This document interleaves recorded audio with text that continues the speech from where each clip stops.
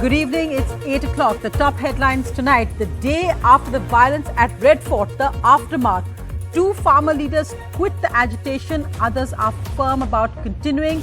Also, injured cops give NDTV a first-hand account of the violence they faced. Farmer rioters or a government conspiracy? The political blame game begins. The Home Minister today meets the IB chief and the top Delhi cop. Meanwhile, the Congress and AAP target the Prime Minister and Home Minister. The IMF says India will have the highest GDP growth in this year. Markets meanwhile tank. The Sensex crashes by nearly 1,000 points. No protection from the Supreme Court for Team Tandav. They refuse to protect them from arrest. Justice Shah says you cannot hurt religious sentiment. Freedom of speech is not absolute. Team Tandav argues that changes were made in the web series and that Arnab Goswami had also got relieved. I am Shiva. The coronavirus comes from me, says a mother accused of killing her daughters in a rant. Is a pandemic of mental health now being ignored? Saurav Ganguly is in hospital after chest pain just weeks after stents were put in. Doctors say vital parameters are stable. There will likely be fresh stenting tomorrow.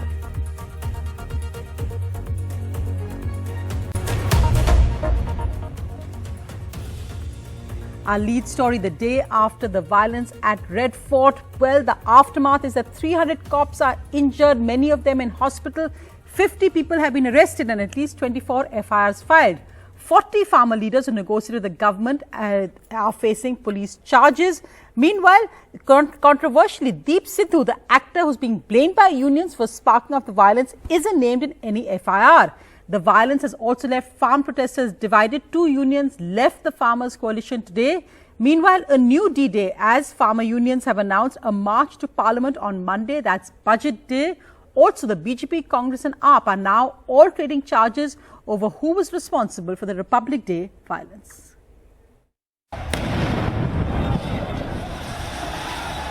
Who is to blame for a largely peaceful movement spiraling into violence?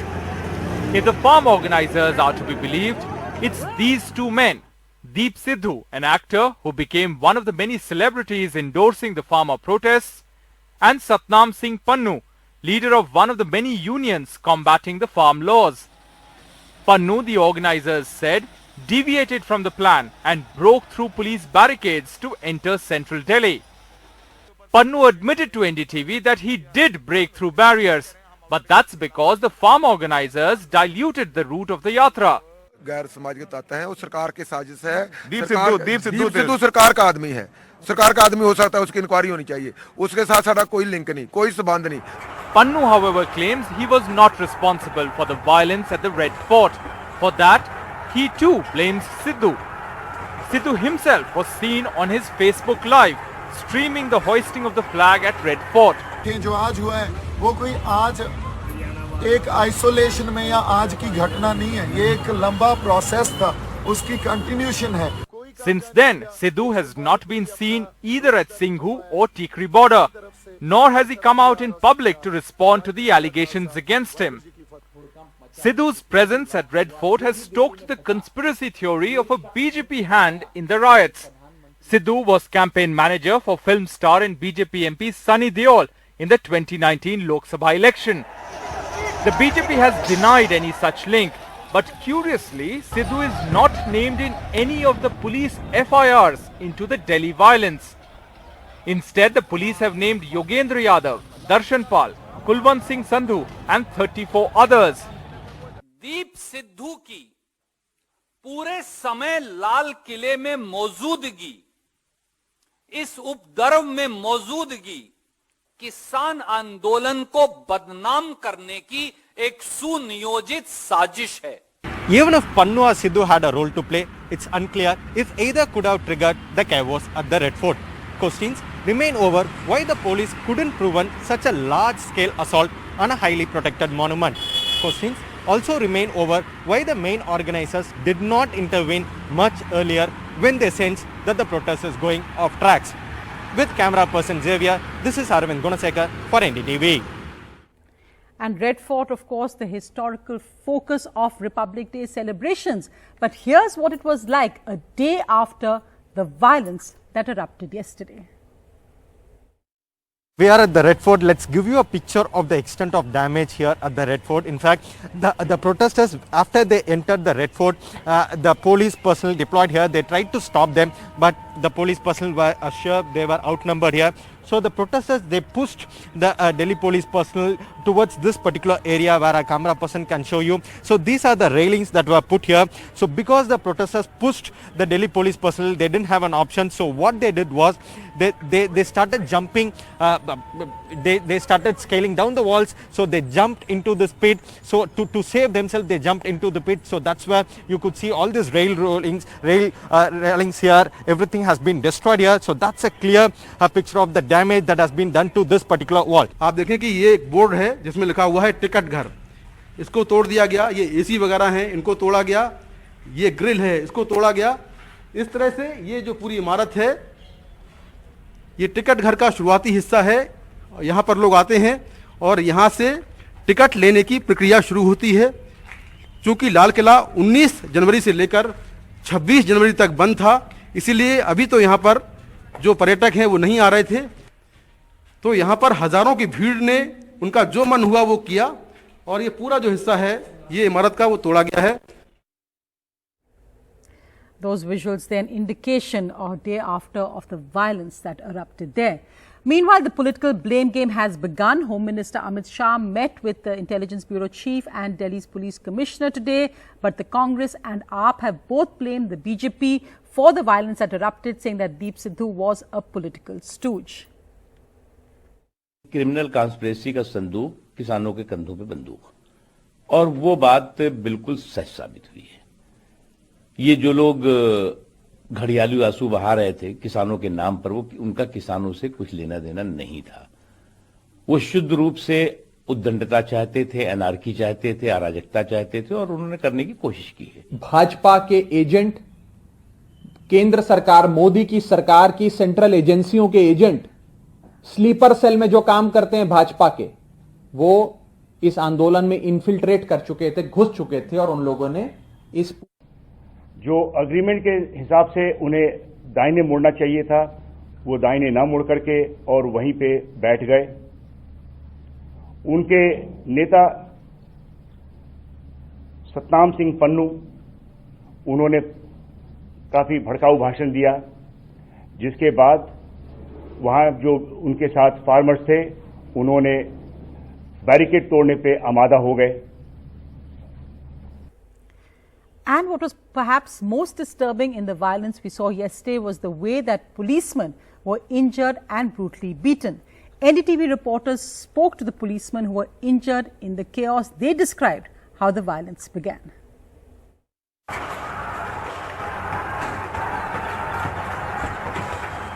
Desperate attempts to save their lives. Cops jumped over 20 feet at the Red Fort as they tried to escape a violent mob. 32-year-old Constable Sandeep Kumar was one of those. Kumar fractured his hand and suffered injuries to his legs. Barricades को तोड़ते हुए, observe करते हुए, पुलिसकर्मी जितने हमारे सहयोगी थे उन सबको घायल करते हुए लाल किला तक पहुंचे थे। बार बार वो बहुत ज़्यादा एग्रेसिव मूड में आ रहे थे। उनको काफ़ी बार समझाया। वहाँ जो इनोसेंट पीपल और भी लोग आए हुए थे, उनको बचाने के लिए, वो किसान नहीं, वो किसान गुंडे बोल लो उनको, तो ये बेहतर रहेगा, क्योंकि वो लोग नशे में थे। नशे में उन्होंने किसी को नहीं देखा कि किसको मार रहे हैं, किसको छोड़ रहे हैं। Another police officer, PC Yadav, was also at the ramparts of the Red Fort and suffered multiple injuries while trying to rescue an injured colleague. कई तरह के हथियार थे लोगों के पास तलवारें थी, भाले थे, फर्जे थे, कई और सारी चीजें थी, डंडे थे। नीचे इन्होंने कुछ साथियों पे हमला कर दिया, हमारे कई साथी घायल हो गए। At Red Fort, the forces were outnumbered. To save their lives, many ran away and even took shelter inside the homes of nearby residents. अंदर बैठ जाओ सर, अंदर बैठ जाओ। अंदर बैठ जाओ। The violence escalated in other parts too. Several police vehicles were completely destroyed in West Delhi's Nangloi. SHO Baljit Singh was deployed at Najafgarh in southwest Delhi. They were under strict instructions that the farmers should not be allowed into Delhi. As the farmers breached the barricades, Singh sustained fractures in both hands. He claims some were drunk. उन्होंने barricades तोड़ दिए गए, बस लगी हुई थी नाले के ऊपर, बस को तोड़ना शुरू कर दिया और हमारे जेसीबी वगैरह पे भी काबू कर लिया और पथराव शुरू कर दिया, जिसके बदले में हमने आंसू गैस भी चलाई और इतने हिंसक थे कि उनके पास हर तरह का हथियार था। इवन कई लोगों ने शराबें भी पी रखी थी। Visuals show that the protesters even snatched away weapons that belonged to the police.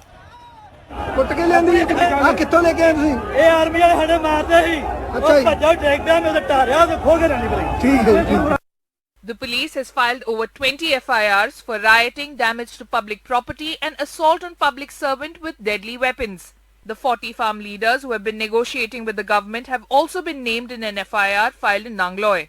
These include key leaders like Dr. Darshan Pal, Rakesh Tikait and Yogendra Yadav, who have distanced themselves from yesterday's violence.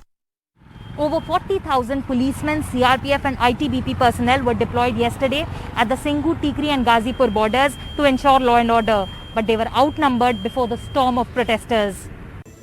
Senior police officials today visited the injured policemen. Over 300 of them are injured according to the Delhi police. Several protesters were also injured in the police action, but the farmer union leaders and police authorities have not declared the figures so far. NDTV Bureau Report. Well, moving to other good news, India has crossed Germany, France and Canada in the vaccinations. If you look at the global picture, we can see the United States started much before us as leading, followed by China, then the United Kingdom, Israel and the UAE. So India has now reached number 6. We are over 2 million or over 23 lakhs according to latest figures, with well above Germany, Italy, Turkey, Spain, France and Canada is even below that. So we're doing well there on vaccinations. But meanwhile, as India numbers continue to dip, COVID guidelines have been relaxed further. The Health Ministry has now permitted swimming pools to be open for all.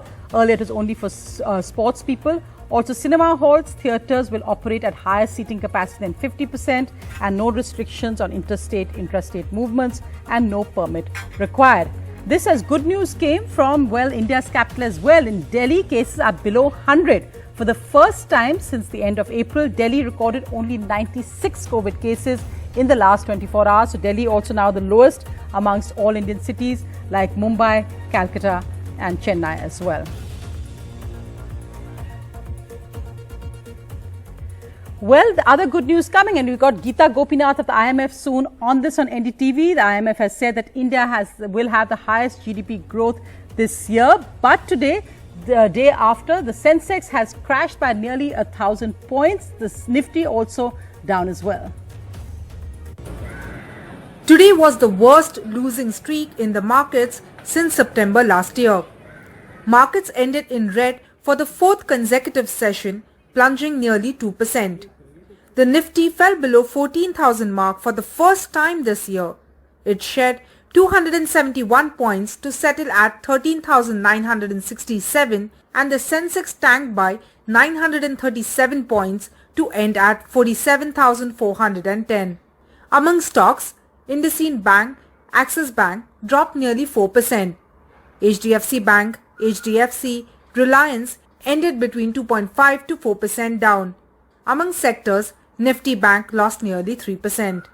Experts say today's fall was due to profit booking ahead of the budget. Asian markets ended mixed today while European markets are trading in red. Getting very good results and still the stocks going down 3%.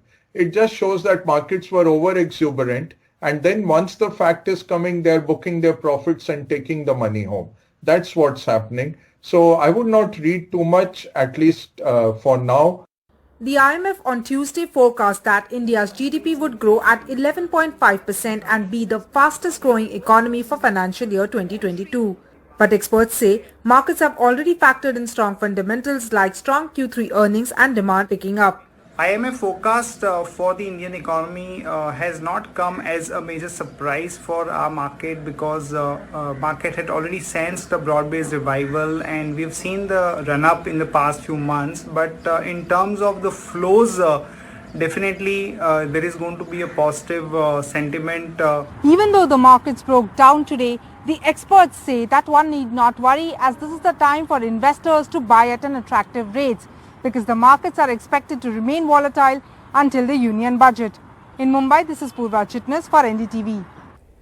Meanwhile, no relief for Team Tandav as the Supreme Court today refused to give them protection from arrest. The judge said that you can't hurt religious sentiments. Freedom of expression is not absolute, rejecting the plea to protect the Tandav actor, maker and the Amazon Prime Video creative head from arrest. Actor Zishan Ayub, the Amazon head, creative head Aparna Purohit and maker Himanshu Kishan Mehra had moved the Supreme Court, saying that the changes had been made and they had apologized for hurting sentiment. The content had also been removed. Mukul Rohatgi, also arguing for the petitioners along with Fali Nariman, quoted the Arnab Goswami case where he was granted protection from arrest. Actor Ayub's lawyer said it was a contract and the views of the character, not the actor. But to that, Justice Shah said to the actor, you accepted the contract after reading the script. You cannot hurt religious sentiments.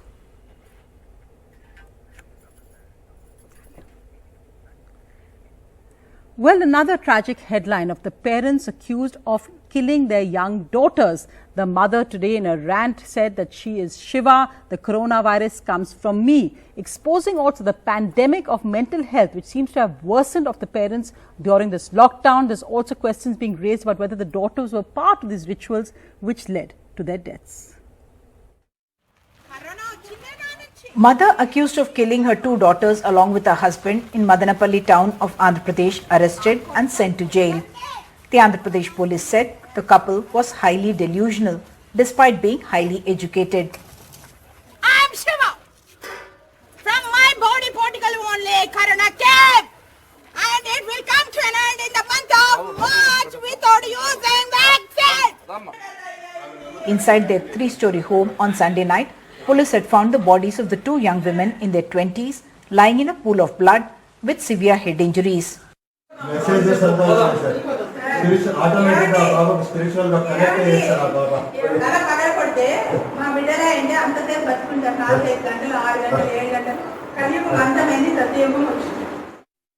Recent social media posts of the young women suggest they shared the beliefs of their parents and possibly willingly participated in the ritual.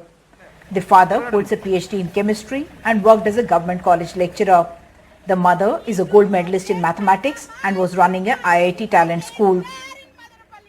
27-year-old Alekhya was an engineer with a management degree, and 23-year-old Sai Divya had a business administration degree and was pursuing music. There were obviously underlying psychological issues that seem to have got worse during the period of lockdown when the family was totally cut off from the world outside. What is clear is gross ignorance and neglect of mental health issues. With inputs from Chittoor, with camera person Nagaraju, Uma Sudhir, NDTV. Well, in other news, India's cricket board BCCI chief, former Indian captain Sourav Ganguly is back in hospital after he complained of chest pain. This is just weeks after his release from the same hospital where he had an angioplasty for a blockage in his arteries. He will now undergo stenting tomorrow. Dr. Devi Shetty of Narayan Hrudayalaya will also be there to oversee this. We wish him a speedy recovery.